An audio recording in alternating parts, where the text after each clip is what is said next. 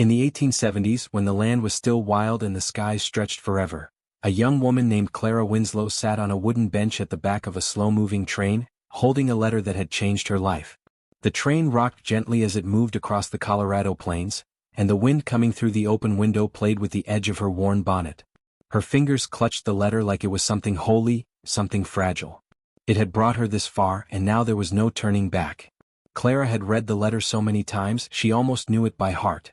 The handwriting was neat, the words simple. The man who wrote it, Gideon Harlow, had lost his leg in the war and lived far out in the mountains with no one but a housekeeper and a few children left behind by others. He didn't ask for much, just a good, honest woman who could cook, clean, and keep quiet. Clara wasn't sure she was what he wanted, but she knew she had something he might need: hope. She stared out the window. Trees rolled past like green waves. Mountains stood in the distance like silent giants. The world was wide here, too wide for someone who had lost so much. Clara had buried her father 2 winters ago, her mother before that, and her older brother had never come home from the war. There was no one left in Ohio. Just a small house that echoed too loudly, and a church full of kind faces who still looked at her like she might break if they said the wrong thing. When she saw Gideon's ad in the back of a newspaper, her heart had whispered, "Go." Not because she was desperate, not because she was running, but because something inside her stirred, something that said maybe God still had a plan. The train screeched and hissed as it pulled into a small wooden station marked with the name Rockridge. Clara stood, brushed the wrinkles from her dress, and stepped off into a new life. The station was nearly empty. A tall man in a dark hat loaded crates into a wagon. A pair of boys chased a dog across the dirt road. And then, from the edge of the platform, a woman in a faded green shawl stepped forward. Her face was brown and warm, her eyes kind but tired. "Miss Winslow?" the woman asked. Clara nodded. "Yes, ma'am. I'm Clara." The woman gave a slow smile. "I'm Etta. I help out at the Harlow homestead. Mr. Gideon, he don't come to town much. Sent me instead." Clara smiled and lifted her small bag. "That's all right. I'm glad to meet you." Etta took the bag and led her to an old cart hitched to a mule. As they rode down a bumpy dirt road, Etta began to speak. "Mr. Gideon, he ain't what he used to be. War changed him. Lost more than just his leg, if you understand me." Clara nodded. She had seen that look before. Men back home with faraway eyes, hands that shook when they thought no one was watching. She didn't scare easy. And she didn't come all this way to be frightened now. As they drove, the trees grew taller, the road thinner. Birds called from the branches above. The air smelled like pine needles and damp soil. When they reached the homestead, Clara's breath caught. It wasn't a grand house, but it was clean and strong.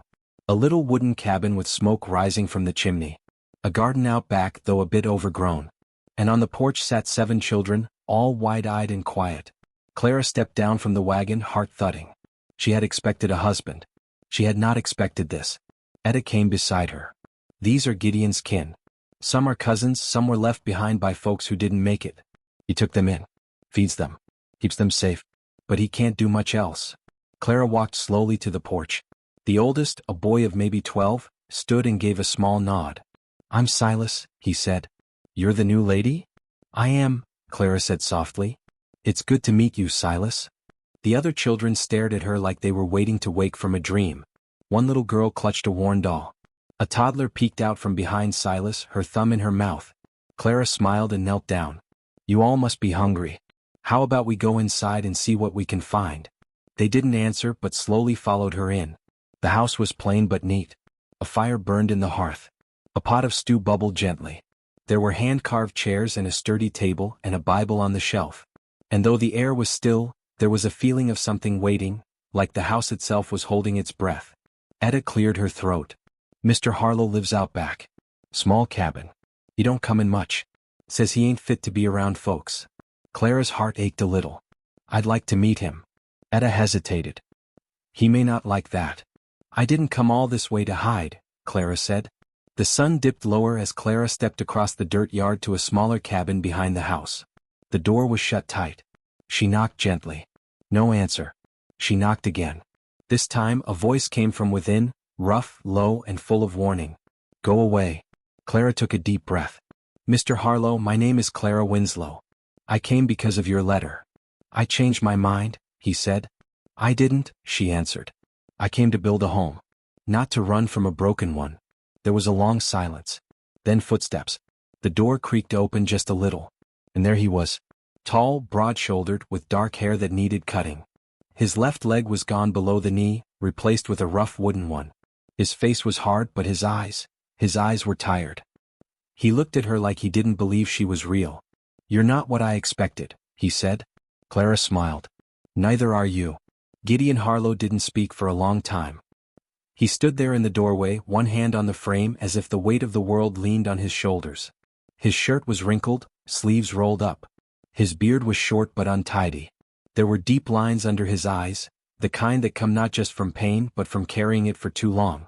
Clara didn't step closer. She didn't rush to speak. She simply stood, quiet and calm, and let him look at her. At last he said, "You didn't have to come." Clara tilted her head. "But I did." He sighed. "I wrote that letter when I was in a bad place. I wasn't thinking right. I didn't expect anyone to answer." "Well," she said softly, "God has a way of sending people we don't expect."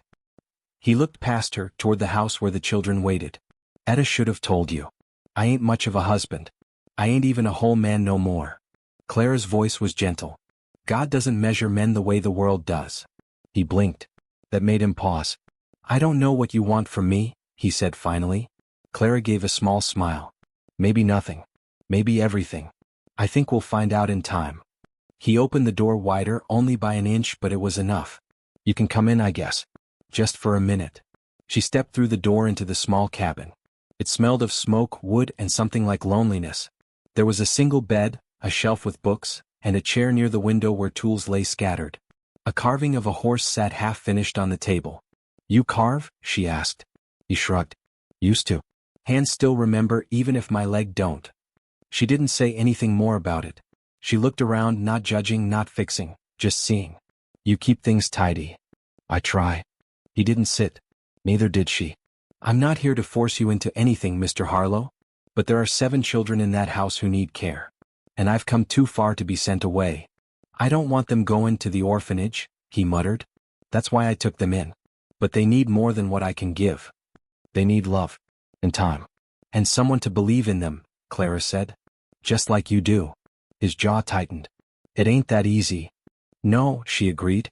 "But it's not impossible either." The fire in his little stove popped, breaking the silence between them. Outside, a breeze stirred the leaves.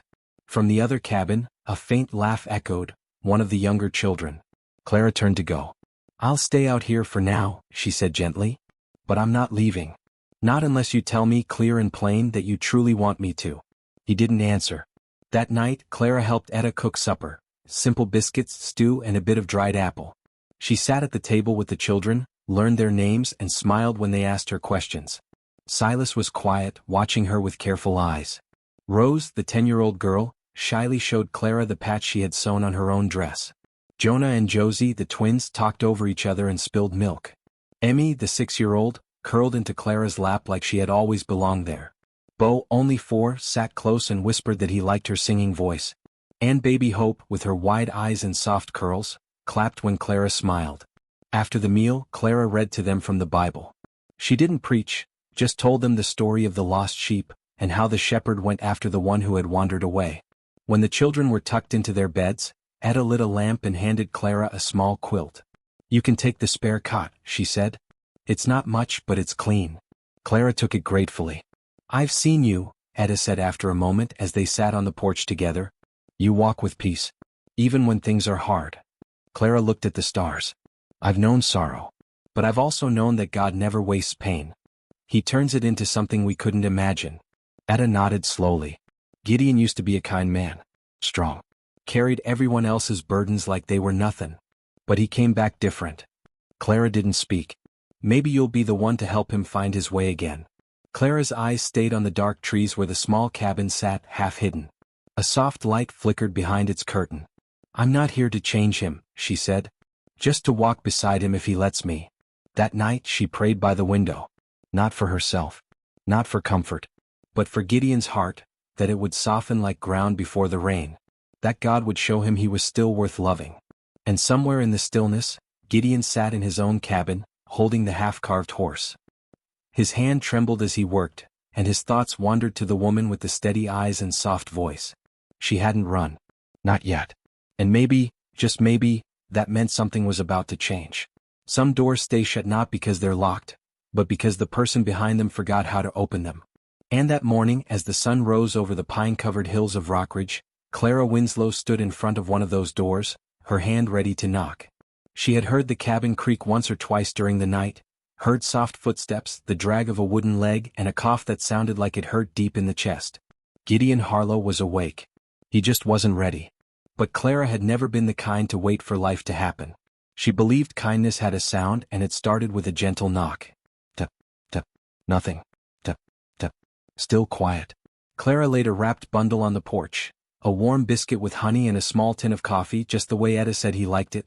She didn't need to say a word. She just hoped he'd open the door and see it there. Back inside the house, the morning was loud and busy in the best way. Rose was trying to braid her hair but kept getting it stuck. Jonah and Josie were arguing over who got the biggest piece of cornbread. Baby Hope had spilled the milk again. And Clara, she was smiling. "I didn't think you'd stay," Silas said suddenly. He stood in the corner, arms crossed, dark hair falling over one eye. Clara turned toward him. "Why not?" He shrugged. "Most don't." Clara knelt to his level. "I didn't come to leave. I came to be here. If you'll let me." Silas looked at her for a long time. "He's not a bad man. Just broken." "We all are in some way," Clara said. "But broken things can still be beautiful. Sometimes more so." He didn't answer. But his eyes weren't cold anymore. That afternoon, Clara went out to the small garden behind the house. Weeds had crept over the beans and tomatoes. The dirt was dry. But she saw it for what it could be, not what it was now. She rolled up her sleeves, took off her gloves, and got to work. She didn't notice the shadow watching from the trees. Gideon leaned on his crutch, hidden behind the tall oaks, arms crossed over his chest. He had seen her leave the bundle that morning. He had eaten the biscuit. Every bite had reminded him what it felt like to be human again. And now he watched her pull weeds with her bare hands like she'd lived on that land her whole life. He couldn't understand her. Couldn't decide if she was foolish or brave, or both. But she was real. That night, after supper, Clara sat by the fire with the children. She sang a soft song her mother used to hum when the world felt too big. Little Hope curled into her lap, and Josie leaned against her side. And far outside, under the starlit sky, Gideon Harlow carved. Not a horse this time. A woman. Strong, kind, and steady. Holding a child in her arms. He wasn't sure why. But his hands remembered what his heart had almost forgotten. Love could live again even in the ashes. Sometimes, it takes a storm to bring people under the same roof, and closer than they ever planned to be. The sky turned gray before noon. Thick clouds rolled in from the mountains like heavy blankets, and the wind whistled through the trees like it had something to warn them about. Clara stood at the back of the house, wiping her hands on her apron, eyes fixed on the sky. She had grown up with storms. Back home, her father used to say, "If the birds fly low and the horses go quiet, it's time to head inside." And sure enough, the birds had vanished and the mule out back had gone still. She didn't wait. "Rose, Silas, bring the little ones in." Josie, shut the shutters. Jonah, grab the lantern. The children moved fast. They'd seen storms too. This wasn't a summer sprinkle. It was the kind that rattled the earth and sent fences tumbling. Etta came in from the barn, brushing hay off her dress. "That wind's got teeth. Feels like we're in for a rough one." As Clara bolted the door, her eyes went to the small back window, the one that faced Gideon's cabin. He was still out there. And she wasn't about to leave him alone. She didn't knock this time. She just stepped onto his porch and raised her voice over the wind. "Mr. Harlow. The storm's close. Come to the house, it's safer there." There was no answer. She hesitated. Then, without waiting for permission, she opened the door. Gideon sat at the table, his hands covered in wood dust, staring at a small piece of paper. A letter. He looked up, startled. Clara took a step in. "Please. Don't stay out here." He didn't move. His eyes dropped back to the letter. "What is it?" she asked gently, not stepping closer, but not leaving either. He swallowed. "It's from a friend. Used to serve with me. He's dying. Wants to see me, wants to say goodbye." Clara said nothing for a moment. Then, "Will you go?" Gideon's jaw tightened. "He's out in Kansas. That's days away. I can't leave the children. I can't leave this place." "Would you want them to come if it were you dying?" she asked softly. The question hung in the air. Then thunder cracked overhead. Clara stepped back. "Please come to the house. At least until the storm passes." This time he stood. Slowly. With his crutch and a heavy sigh, he followed her out into the rising wind. Inside the house was quiet now. The shutters rattled and the fire glowed low. The children huddled together on the rug, blankets wrapped around their shoulders. When Clara and Gideon stepped in, the room fell silent. The children looked at him, not afraid, just surprised. He hardly ever came inside. Gideon didn't speak. He moved to the rocking chair near the fire and sat. It creaked under his weight, and for a while the only sound was the wind. Clara lit another lamp and placed it near the window. Then softly she began to speak. "When I was little," she said, "my mother would tell us stories during storms. Said the best way to chase off fear was to fill the room with good memories." Jonah piped up. "Like what kind of stories?" Clara smiled. "Ones about brave men and gentle hearts. About storms that ended in rainbows. About people who didn't give up, no matter what." Josie leaned in. "Can you tell us one now?" Clara looked toward Gideon. He didn't stop her. So she told a story. About a soldier who had come home with nothing but scars and a wooden leg. A man who believed he wasn't needed. Who thought he was too broken to be loved. But one day a stranger knocked on his door, not to fix him but to stand beside him. And slowly, little by little, he remembered who he used to be. The room went quiet when she finished. And in that quiet, a child's voice whispered, "That sounds like you, Mr. Harlow." Gideon didn't answer. But he didn't leave either. That night, as the storm roared and rain beat against the roof, Gideon sat awake by the fire. Clara had fallen asleep on the floor, baby Hope curled against her chest. He watched them both. And for the first time in a long while, he didn't feel like a ghost in his own life. He felt home. Some wounds don't bleed on the outside, and some knocks come years after the war is over. The storm passed before dawn. The wind grew tired and left behind a soggy yard, a broken fence rail, and one scared chicken sitting on the porch rail like it had been through a battle of its own. Inside the cabin, the fire had gone low, but the air was warm. Gideon Harlow hadn't slept. He sat in the rocking chair, staring into the ashes, the letter from Kansas folded in his hand. He didn't know what to do with it or with the woman asleep on the floor, wrapped in a quilt, her hair spilling over her shoulders like honey on an early fall morning. She didn't snore. She just breathed deep like someone who trusted the roof not to fall in. He hadn't trusted roofs or people or his own shadow in a long time. But something was changing. He felt it in the quiet. Clara stirred as the sun reached through the shutters. Little Hope yawned beside her, one thumb still in her mouth. The other children were still asleep, tangled like puppies in a basket of quilts. Gideon stood up slowly, careful not to make the old floorboards squeak. She noticed. "You didn't sleep." He shook his head. "Didn't need to." She stood, smoothing her dress. "You thinking about your friend?" Gideon looked down at the letter in his hand. "His name's Jacob Maddox. We served together. He saved my life. Twice. Will you go see him?" "I want to," Gideon said. "But I can't ride far. Not with my leg. And I sure can't leave you here with 7 children and no one else." Clara smiled gently. "You don't have to decide today." He nodded once, then turned and left the house. Later that morning, just as the sky cleared and the ground began to dry, a wagon rolled into the edge of the clearing. It wasn't expected. The horses looked thin. The man holding the reins looked thinner. His face was long and gray, with a crooked scar running from his temple to his jaw. Clara stepped onto the porch just as the wagon stopped. "Morning, ma'am," the man said. "Looking for Gideon Harlow." Clara frowned slightly. "Who's asking?" The man climbed down slowly. His boots sank into the mud. "Name's Tom Hatch. I knew Gideon from before. Thought I'd pay an old friend a visit." But his smile didn't feel right. It was too tight. Too polite. Gideon came limping out of the barn, his crutch muddy, his brow already furrowed. "Hatch," he said coldly. "Gideon." The man tipped his hat. "Still alive, I see." "Not for lack of you trying," Gideon muttered. Clara looked between them. "You two knew each other?" "We were in the same unit," Gideon said. "But not on the same side of things when it mattered." Tom Hatch gave a low chuckle. "Ah, come on now. It was war. Men did what they had to. You robbed our own. Left men to die." Tom stepped closer. "And now I hear you've got yourself a house full of little ones. And a new bride." Clara straightened, keeping her eyes on him. Gideon stepped between them. "What do you want, Hatch?" The man shrugged. "A place to rest. Maybe some food. Maybe a talk. Just like old times. I don't owe you anything." "Maybe not," Hatch said, his voice colder. But some debts come looking for payment whether you like it or not. Gideon's jaw tightened. You've got until sundown. After that, you ride on. Hatch gave a slow nod. Fair enough. But the way he looked at Clara, too long, too smooth, made Gideon's stomach twist. As the wagon rolled toward the edge of the woods, Clara looked up at Gideon.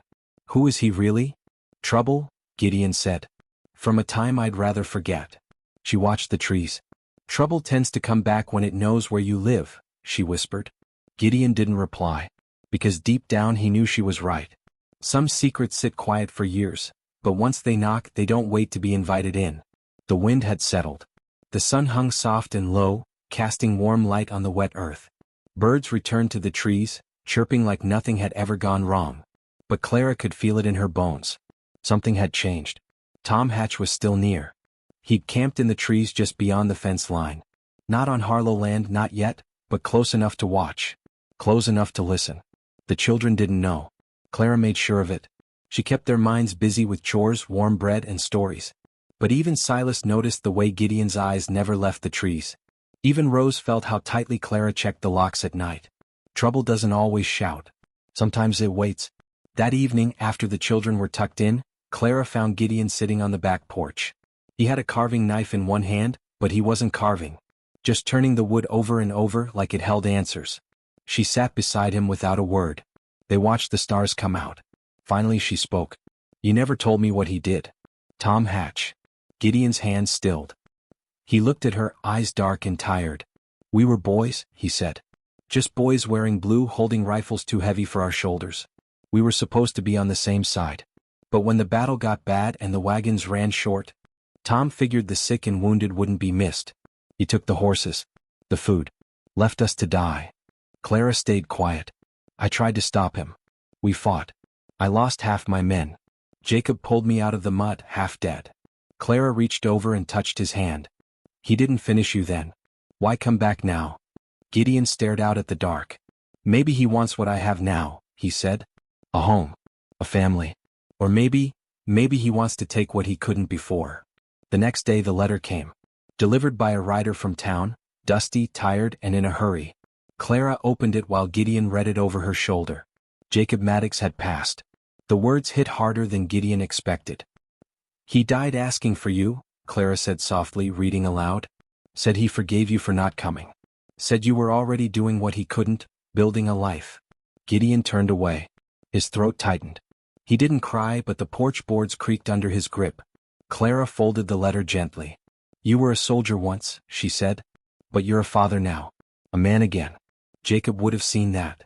I should have gone, Gideon whispered. You are going, she said. Maybe not to Kansas. But forward. Every day. That's the road that matters now. That night, as the wind picked up again and the house settled into stillness, a quiet sound came from under the porch. A scraping. Then a tap. Clara froze in the kitchen. Tap, tap. She stepped outside with a lantern. The wind curled her skirt and tossed her hair. She crouched low and peered under the steps. At first, nothing. Then, something glinted. A knife. Not just any knife. It had a mark on the handle. Military issue. She stepped back fast and ran to fetch Gideon. He didn't speak. Just took the lantern, examined the knife, and stared into the darkness beyond the house. He's not just camping anymore, Gideon said. He's watching. Closer now. Clara's voice was steady. Then it's time we stop waiting for him to make the first move. And from deep in the woods, just beyond where lantern light could reach, Tom Hatch smiled. He had waited years for a good hand to play. Now he had one. And Gideon Harlow had everything to lose. Some hearts carry scars you can't see, and some truths wait until danger knocks before they're spoken. The morning was quiet, but not the good kind. It was the kind of quiet that sits on your chest and makes you listen too hard to every creak, every bird call that isn't a bird. The kind that feels like the woods are holding their breath. Clara kept busy, wiping counters that were already clean, straightening the same stack of firewood, checking on the children twice in 1 hour. She couldn't stop looking out the window. But inside, her worry wasn't just about Tom Hatch. It was about her. Because Clara Winslow had come west with more than a wedding dress and hope in her heart. She had come with a secret, one she had buried so deep even Gideon didn't know it. Not yet. By late morning, Etta stopped by with a sack of dried apples and a sharp eye. You're twitchy, she said, pulling up a chair. I'm just tired, Clara replied, though she knew it was a lie. Etta didn't press. She just gave Clara a long, quiet look and finally said, when a man like that Hatch fella hangs around, it's best to be ready. You ever used a rifle? Clara shook her head. You'd best learn. Just in case. Gideon spent the day patrolling the edge of the woods. He limped slower than usual, but his eyes were sharper. He checked the fences, checked the barn, checked under the porch again. The knife was gone. That evening, when the sun began to dip, he returned to the house and found Clara on the porch with two of the children, shelling peas into a bowl. He leaned his crutch against the wall and sat down slowly. You okay? He asked. She hesitated. I've been thinking. About Hatch. She nodded, then took a deep breath. About a letter I never sent you. One I wrote before I ever came here. He looked at her, puzzled. I told you I came west for a new beginning. That much is true, she said. But I never told you what I left behind. Gideon waited. Clara set the bowl aside. Before I came here, I was engaged. Back in Ohio. His name was Samuel Grady. A farmer. Kind. Strong. Gideon's jaw tightened slightly, but he didn't speak. We were supposed to marry after harvest. But then, she paused, eyes damp. One night he drank too much. Got angry. I said something he didn't like. He raised his hand to me. Gideon's eyes darkened. I left the next morning with a black eye and a broken heart. Told no one. I boarded a train to start over. She looked away, ashamed. I thought, maybe you deserve to know. Before this gets worse. Gideon reached out and gently touched her hand. You didn't run, he said. You survived. There's no shame in that. Clara's lips trembled. I didn't want to bring any more trouble. You didn't, he said. You brought light. Warmth. These children laugh again because of you. I breathe again because of you. Silence fell between them, but not a heavy one. It was soft. Like two broken things finding how they fit together. Later that night, as the wind picked up again, Silas stood by the window and called out. Pa, someone's coming. Gideon moved fast. Crutch under his arm. Rifle in his hand. Clara held the children close as the sound of hooves reached the porch. A rider. Fast. Covered in dust. Not Hatch. The man jumped off his horse, breath ragged. You Gideon Harlow? I am. He handed over a note, still sealed. Sheriff in town sent this. Said Hatch's name came up. Something about a robbery in Wichita. Dangerous. Armed. Could be after something. Gideon opened the note. Clara stepped closer. What does it say? Gideon's face turned pale. He's not just looking for me, he said slowly. He's looking for a map. Clara blinked. A map. Gideon nodded. Back in the war, a soldier, Warren, he hid something. Said he didn't trust the Union or the Confederacy to use it right. Gold. Buried somewhere. He carved the directions into a piece of wood. A carving that looked like... He stopped. Like the one I just made. Clara's voice caught. The one of me. With hope. Gideon nodded slowly. It's in the house, Clara whispered. And at that moment the firelight flickered. The back door creaked. They weren't alone anymore. Some homes are made of wood and nails. Others are made of love strong enough to stand through the storm. In the hush of that late hour, with the fire burning low and the wind curling like fingers through the cracks in the windows, Clara knew. She knew they were not alone. Something cold ran down her spine, fear, quiet and sharp, like water slipping under a door. Gideon lowered the paper slowly. The message from the sheriff trembled in his hand. Behind him, the rifle leaned by the wall. Behind her, the children stirred in their sleep, unaware that something evil might already be standing under their roof. Then, crack. A floorboard groaned near the back of the house. Clara's breath caught. She grabbed Hope and pressed her close. Gideon's eyes narrowed. With no time to think, he hobbled to the rifle and motioned for Clara to move behind the table. He didn't say a word. Words would have made it real. The kitchen door swung open. It didn't slam. It didn't creak. It just moved like it had been opened before. And from the shadows stepped Tom Hatch. His boots were wet. His shirt was torn at the shoulder. His face carried a smug look like a man who had been hiding in the walls of a house he once helped build. Well, he said, voice calm. Seems I arrived in time for supper. Gideon raised the rifle, but Hatch only smiled and held up both hands. Easy now, he said. I'm unarmed. Gideon didn't lower the weapon. You're trespassing. I'm home, Hatch said, stepping farther in. Or don't you remember? This was my granddaddy's land before the war. Sold it for horse money. And now here you are, living on it like you belong. I earned this land with blood and bone, Gideon growled. Tom's eyes darted to Clara. And you've got yourself a little family too. That's nice. Real nice. Clara stepped forward, holding Hope tight. What do you want? Tom's smile dropped. I want the carving, he said. The one with the map. I know you have it. Gideon's jaw clenched. It's not yours.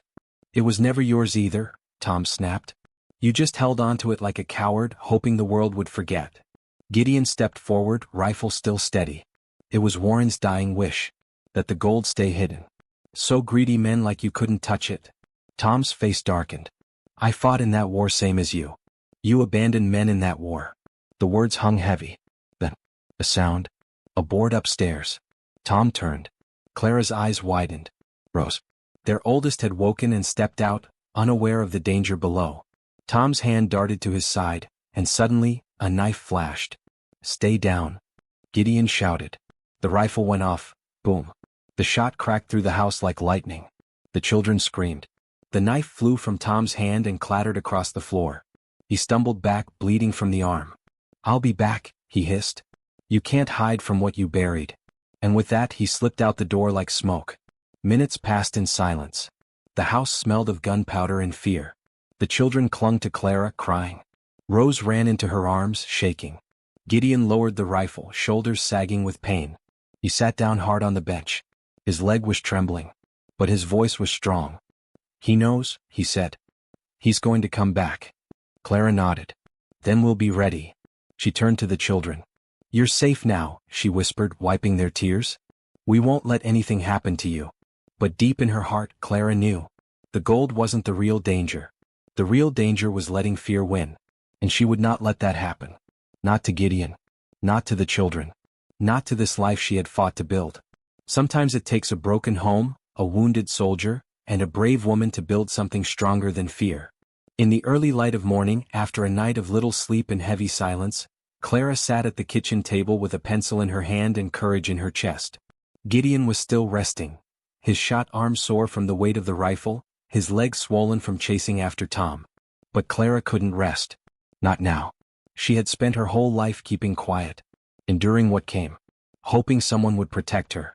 But that night, when she saw Tom Hatch step into their home like he still owned it, something changed. Not in fear. In fire. She looked over the kitchen table where the carving sat. The one Gideon had made of her in hope. Soft as it was, it held secrets in the curves of the wood. Etched lines only a soldier would understand. A hidden map. And now it was a target. By the time Gideon woke, Clara was dressed, boots laced tight, hair braided back like a woman heading into a storm. He blinked at her from the bedroom doorway. Where are you going? She didn't flinch.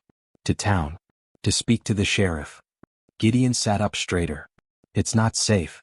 It's not safe here, she said gently. Not while Tom knows where we live. We need help. I can't let you go alone. She stepped over and sat on the bed beside him. You've carried this burden long enough. You fought your battle. Now let me fight mine. He looked at her for a long moment, long enough for silence to speak between them. Then he nodded. The wagon ride to town was slow. The trail was muddy from the recent storm, and the wheels turned like they were tired. Clara drove it herself, jaw clenched, eyes on the horizon.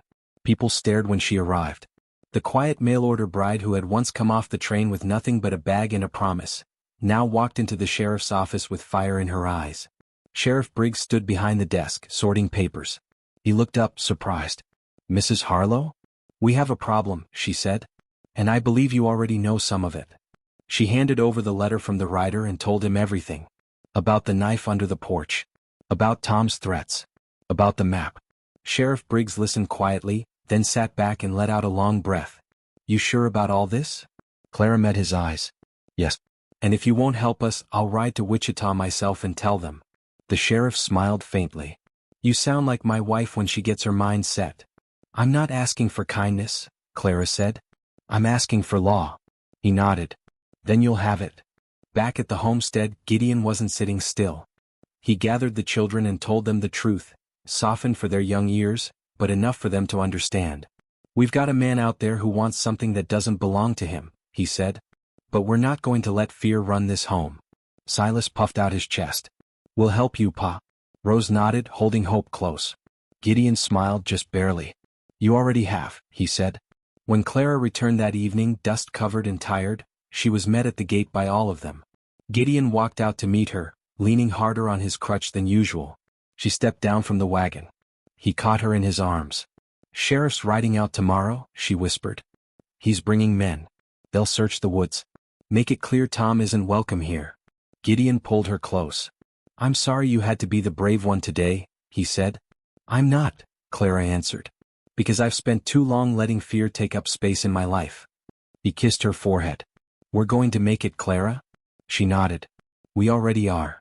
That night, while the house slept and the wind rustled low in the grass, a second rider came into town, quiet, cloaked in dust, eyes sharp. He asked no questions. But at the saloon he slipped a photo across the bar to the barkeep. A photo of Gideon Harlow. And in a quiet voice he said, he's got something that don't belong to him. Then he ordered coffee and waited. Trouble wasn't done yet. Sometimes the past knocks harder than the wind, and when it does, love must be stronger than fear. The sun didn't rise easy that morning. It came slow, heavy, as if the sky knew what was coming and wanted to give the world a little more time to breathe. Clara stood on the porch in her shawl, holding a cup of warm tea close. The wind brushed her hair. She could hear the rooster call, the horses in the barn, the children still quiet inside. But under all of it, under the peace, was a steady feeling. Like the earth was holding its breath. Inside, Gideon sat at the kitchen table, carving again. His hands were steady now, stronger than they'd been since the war. The piece of wood in his lap was turning into something new. Not a soldier. Not a child. It was a dove. He didn't know why until he saw Clara's shadow in the doorway. She smiled, soft and tired. You're up early, she said. He set the carving down. Couldn't sleep. She walked over, sat across from him and took his hand. I keep wondering, she said, if we're going to make it through this. Gideon didn't answer right away. Then he looked her in the eye. We already have. Every day you're here we make it through something. Clara blinked but didn't cry. She just nodded and held his hand tighter. By noon Sheriff Briggs arrived with 2 other men and their horses. They looked rough but kind, the sort who had seen trouble and knew how to stand against it. They searched the woods, the barn, even the old shed by the stream. But there was no sign of Tom Hatch. He's laying low, the sheriff said. But he won't stay quiet forever. Gideon nodded. He wants something. And greedy men don't walk away from what they want. The sheriff tipped his hat. Keep the rifle close. I'll come back at dusk. That evening, as Clara fixed stew and Rose helped set the table, a wagon rolled up the road. Not the sheriff's. Not a neighbor. Gideon stepped outside, rifle in hand. A man climbed down. Tall, with a coat dusted in road dirt and eyes as sharp as a hawk's. You Gideon Harlow? He asked. I am. The man pulled out a folded paper and handed it over. Name's Elijah Reed. Bounty hunter. Clara stepped onto the porch. Elijah tipped his hat to her, but kept his eyes on Gideon. I ain't here to cause trouble, he said. But a man from Kansas hired me. Said you have a map that leads to Confederate gold. He wants it. Gideon frowned. And if I don't give it? Elijah shrugged. I'm just the messenger. But he sent another man too. Clara's voice was quiet but strong. Tom Hatch. The bounty hunter raised his brow. So you already know. Gideon nodded slowly. We're not giving the map to anyone. Elijah looked thoughtful. Then you'd better hide it better. Because I saw Hatch in town last night. Drunk. Angry. Talking about this place like he was king of it. Clara stepped forward. Why tell us this if you were sent to take the map? Elijah looked at her, then at the little girl peeking from the window. I used to have a daughter, he said simply. Before the war. He tipped his hat again and walked back to his wagon. Watch your back, he said over his shoulder. Storm's not done yet. That night Clara couldn't sleep. She sat by the fire with the carving in her lap, the one Gideon had made of her and hope. Her fingers traced the lines of the map hidden in the wood. She thought about burning it, about ending the chase right then. But it was Gideon's last promise to a dying friend. And breaking that promise would break something inside him too. So she made a choice. She wrapped the carving in cloth, tucked it deep into an old flour barrel in the shed, and whispered, God, keep this house safe. Then she returned to her family. And far off, near the edge of the woods, 2 shadows stood by a fire. One was Tom Hatch. The other was someone darker, quieter. Both watched the farmhouse through the trees. You sure it's there? The quiet one asked. Tom nodded. He carved it. I saw it with my own eyes. And the girl? Tom smirked. She'll wish she stayed in Ohio. The fire cracked. And the storm that wasn't in the sky was already walking toward the Harlow home. Sometimes the hardest battles are not won with fists or guns, but with love steady as the sunrise. The morning began like any other. The wind was cool, the sky soft with clouds, and the chickens were clucking loud enough to wake the whole farm. But Clara knew. She knew this was the day. She had dreamed of it during the night, of smoke, of shouting, of her family in danger. She hadn't told Gideon. Instead, she got up before the sun, dressed in her heaviest boots and packed food for the children just in case. Then she took Gideon's carving knife and slipped it into her apron. Not out of fear. Out of courage. Tom Hatch came just after noon. He came with 2 men in a wagon and a lie on his face so thick you could almost smell it. This is your last chance, he said to Gideon. Hand over the carving or this ends messy. Gideon stepped out with his crutch. Clara stood beside him. You already tried messy, Gideon said. We're still standing. Tom's jaw twitched. You're no soldier now. No, Gideon said softly. I'm something better. I'm a father. A husband. A man with a reason to fight. Tom reached for his gun. But Clara moved first. She stepped forward, strong and steady. The map's gone, she said. Tom blinked. Gone? I burned it, Clara said. You'll never find it. It was a lie. A brave one. Tom's face turned red. His hand twitched at his holster. Then, a voice from behind the trees. Drop it. Sheriff Briggs and 2 deputies stepped out, rifles aimed, boots heavy in the dirt. Tom froze. You've caused enough trouble, the sheriff said. You can explain yourself to the judge. One of Tom's men ran. The other dropped to his knees. And just like that, it was over. The storm that had hovered for weeks finally broke. And the sun came out. Weeks later, Clara stood on the porch with hope in her arms, watching the wind move over the fields like a soft hymn. Gideon walked out and sat beside her. His legs still hurt, but he stood taller now. Stronger. Never thought peace would feel like this, he said. It's not always loud, Clara whispered. Sometimes peace is just quiet love. She looked at the little ones playing in the yard, and the house behind her that had once been just wood and stone, but now felt like a home. Gideon looked at her, eyes soft. You didn't just heal me, Clara, he said. You healed everything. She smiled. And for the first time in years she felt whole. If you felt this story in your heart, if you found hope, strength, or a little tear in your eye, don't forget to like and subscribe for more mail-order bride tales just like this one. There's always another story around the bend. See you in the next one.